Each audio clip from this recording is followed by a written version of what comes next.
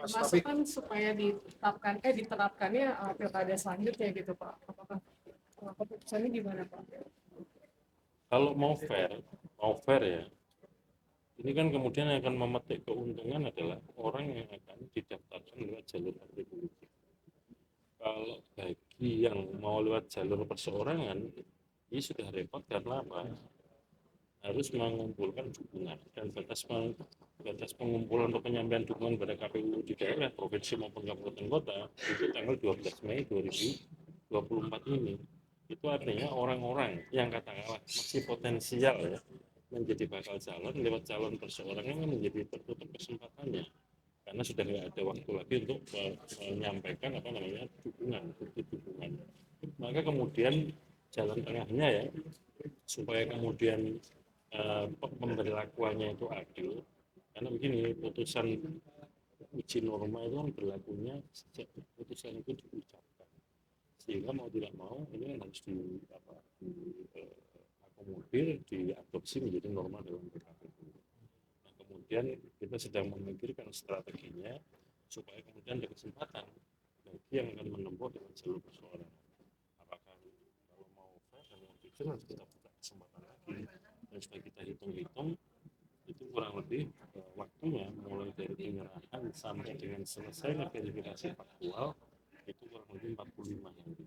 Nah kalau pendaftaran calon itu 27 sampai 29 Agustus taruhlah dimepetkan gitu ya sebagai kakak, sebagai bekal atau sebagai modal atau sebagai syarat pencalonan untuk bisa mendaftarkan diri sebagai calon tanggal 27 sampai 29 Agustus maka dihitung mundur sebelum tanggal itu harus sudah ada pemenuhan apa namanya syarat dukungan misalkan ya kalau 27 Agustus ditarik mundur 20 Agustus 20 Agustus ditarik mundur 45 hari itu kan kurang lebih 20 Agustus tarik mundur 30 20 Juli ya 20 Juli kemudian ditarik mundur 15 hari misalkan.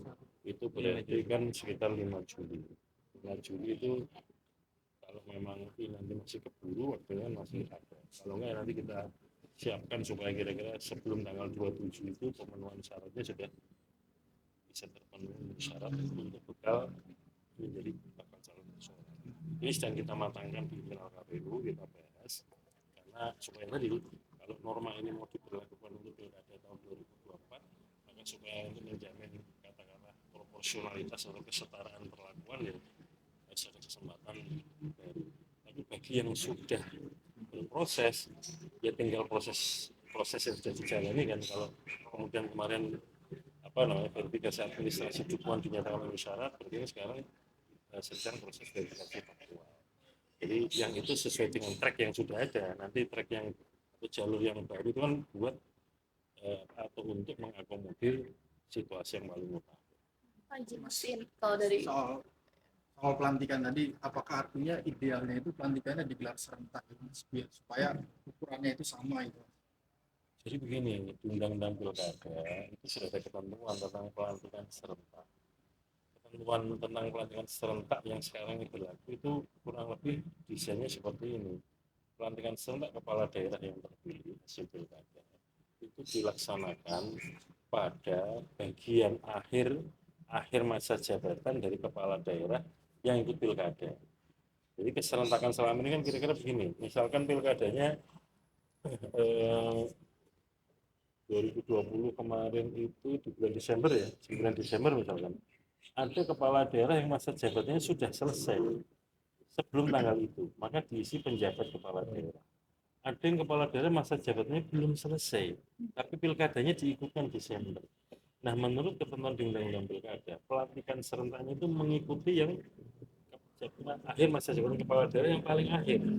Tapi situasinya kan kemudian orang-orang yang sudah terpilih di bagian awal atau daerah yang sudah yang selama ini sudah kosong dan diisi oleh penjabat itu kan kemudian bagaimana supaya ada kepala daerah definitif yang disegerakan pelantikannya. Akhirnya ketentuan tentang pelantikan serentak pilkada serentak selama ini belum terjadi. Yang terjadi baru coblosan serentaknya. Itu pelantikan serentaknya belum terjadi. Makanya saya kira penting kalau bagi KPU dan bagi siapapun ketentuan tentang kapan pelantikan serentak itu dilaksanakan sebagai ukuran KPU ketika menerima pendaftaran orang yang didaftarkan partai politik sebagai bakal pasangan calon kepala daerah.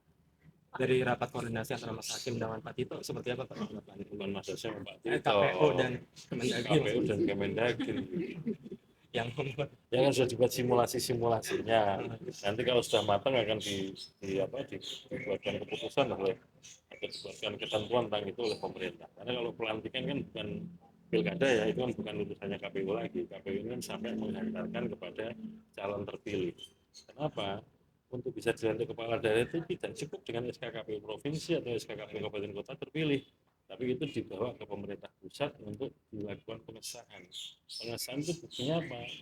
Yaitu keputusan pemerintah pusat dan ini keputusan presiden yang untuk kepala daerah terpilih. Ditegasin aja soal yang batasan umur tadi, berarti kalau dari penjelasan Bapak seharusnya tuh misalkan batasannya minimal 30 tuh harusnya waktu dia daftar dia udah 30. Oh bukan, kalau di norma KPU yang awal itu pada saat penetapan pasangan calon, misalkan simulasinya ya sekarang ini pendaftaran ini kan 27 sampai 29 Agustus 2024. Setelah dilakukan penelitian, verifikasi, administrasi, penetapannya 22 September 2024. Itu penetapan sebagai pasangan calon. Kalau dalam pemilu DPR itu DCT-nya, daftar calon tetapnya itu 22 September 2024. Nah, kalau itu dijadikan ukuran batas minimal umur kan jelas. Sudah jelas bahwa 25 tahunnya atau 35 tahunnya nanti pada tanggal 22 September. Karena norma itu dibatalkan MA, Mahkamah Agung, dan kemudian MA merumuskan sendiri bahwa batas itu adalah pada saat pelantikan. Ini jadi pertanyaan, kapan pelantikannya? Maka dari situlah relevan untuk dipikirkan, dibuat kebijakan tentang kapan jadwal pelantikan serentak supaya KPU memudahkan mengukur orang ketika dia daftar ini 25 atau 30 tahunnya kapan. Nah kalau pelantikan misalkan awal Februari awal Januari misalkan dibikin 1 Januari misalkan. Oke, berarti patokannya untuk bisa dinyatakan memenuhi syarat dia nanti 1 Januari sudah genap 25 atau 30 tahun. Nah, kalau pelantikannya kapan nggak jelas, kan KPU susah juga. Berarti saat ini belum bisa menentukan bakal mengakomodir itu atau enggak gitu karena nunggu tanggal Betul. pelantikannya.